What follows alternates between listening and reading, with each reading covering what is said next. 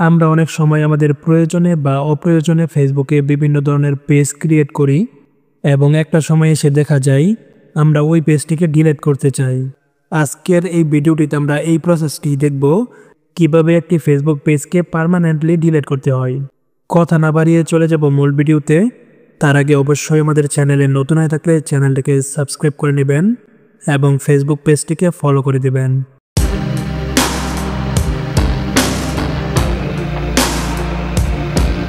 Facebook পেজটিকে permanently delete করার জন্য প্রথমে আপনি যে পেজটিকে ডিলিট করতে চাচ্ছেন ওই পেজটিকে লগ ইন করবেন। তারপর এখান থেকে থ্রি লাইনসে ক্লিক করবেন। থ্রি লাইনসে ক্লিক করার পর একটু নিচের দিকে গেলে কিন্তু আপনারা দেখতে পারবেন সেটিং অ্যান্ড প্রাইভেসি নামের একটি অপশন আছে, আপনারা এটিতে ক্লিক করবেন। তারপর এখান থেকে আবারও সেটিংয়ে ক্লিক করবেন। সেটিংয়ে ক্লিক করার পর আপনাদেরকে এরকম একটি পেজে নিয়ে যাবে। তারপর আপনারা এখান থেকে একটু নিচের দিকে স্ক্রল করবেন। তারপর আপনারা অ্যাক্সেস অ্যান্ড কন্ট্রোল এই অপশনটিকে খুঁজে বের করবেন। তারপরে এটিতে একটি ক্লিক করে দিবেন। এইটিতে ক্লিক করার পর আপনাদেরকে এরকম একটি পেজে নিয়ে যাবে। এখানে কিন্তু আপনারা বেশ কয়েকটি অপশন দেখতে পারবেন। প্রথম অপশনটি হচ্ছে ডিঅ্যাক্টিভ পেজ।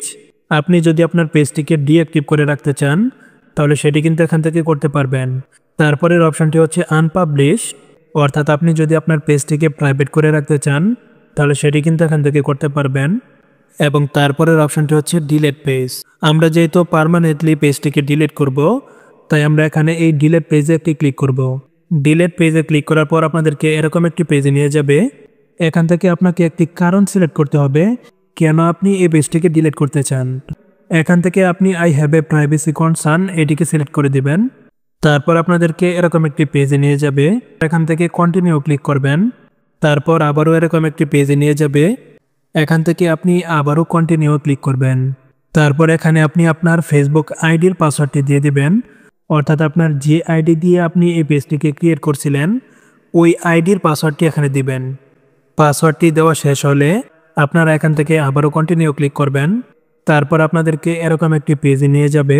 এখানে কিন্তু আপনার কাছ থেকে সর্বশেষ একটি পারমিশন নিচ্ছে, অর্থাৎ আপনি কি এই পেজটিকে আসলে ডিলিট করতে চান কিনা। তারপর আপনি এখান থেকে ডিলিট পেজে ক্লিক করবেন।